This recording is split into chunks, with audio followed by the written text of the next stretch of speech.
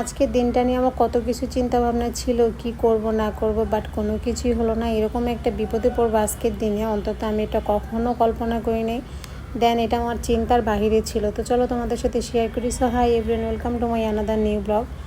তো তোমরা অলরেডি দেখে ফেলছো যে আমার মেয়ের বার্থডে ছিল, বাট ওই দিনটা আমি ভাবছিলাম যে বাসায় একটু সুন্দর করে আয়োজন করব বা রান্না বান্না করব, কিন্তু কোনোটাই হয় নাই।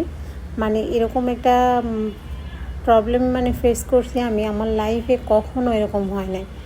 তো তোমরা যদি জানতে চাও অবশ্যই ফুল ভিডিওটা দেখবে। তো ফার্স্টে তোমাদেরকে বলে দিই, এখানে রান্নার আয়োজন করছি আমি অনেক পদের ডাল মিক্স করে খিচুড়ি, দেন ওখানে কোনো মাংস অ্যাড করব না। তো খিচুড়ির সাথে বরাবরই মাংসের ঝোলটা বেশি ভালো লাগে, গরু মাংস আমার কাছে। দেন আমি আলাদা গরু মাংসের ঝোল করব আজকে আর কোনো ভুনা রান্না করব না। দেন শুধু ঝোল করব। আমি এখানে ম্যারিনেট করে মাংসটা আমি প্রায় আধা ঘন্টার মতো রেখে দিয়েছিলাম, দিয়ে তারপরে বসাই দিয়েছি চুলাতে। তো বসাই দেওয়ার পরে কষানোর সময় এরকম কালার চলে আসছে। এই টাইমটা মাংস কষানোর সময় এই কালারটা আমার কাছে এত ভালো লাগে, তোমাদেরকে কি বলবো। আর কালারটা আমার কাছে জাস্ট ওয়াও লাগে, মাংস কষানোর সময় যে কালারটা আসে, দেন এই কালারটা, আর এই কালারটার প্রেমে পড়ে যায় আমি, এরকম একটা অবস্থা। তো যাই হোক, এখানে সুন্দর করে আমি গরু মাংসটা অনেক সময় নিয়ে কষাইছি, কেননা তোমাদের ভাইয়া একটু মাংস নরম বেশি পছন্দ করে। তো যাই হোক, আমি আজকে মাংসটা বসাই দিয়ে রান্না করতেছি। দেন রাইস কুকারে বসাই দিয়েছি খিচুড়ি। ওই যে চালটা আমাকে মিক্স করতে দিয়েছি, ওটাও কিন্তু আমি প্রায় আধা ঘন্টার মতো রাখছিলাম।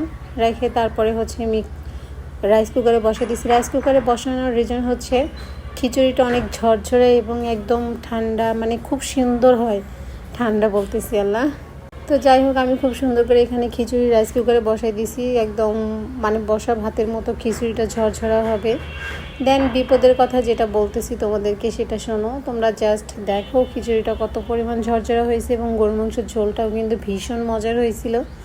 তো বিপদে বলতে যেটা, আমি আজকে ঘুমাই গেছিলাম, সারাদিন বাসায় কারেন্ট ছিল না। দেন বেচিংয়ে আমার ছেলে কল ছেড়ে রাখছে, পানি পড়ে একদম কি অবস্থা, পড়ে রান্নাঘর একদম শেষ।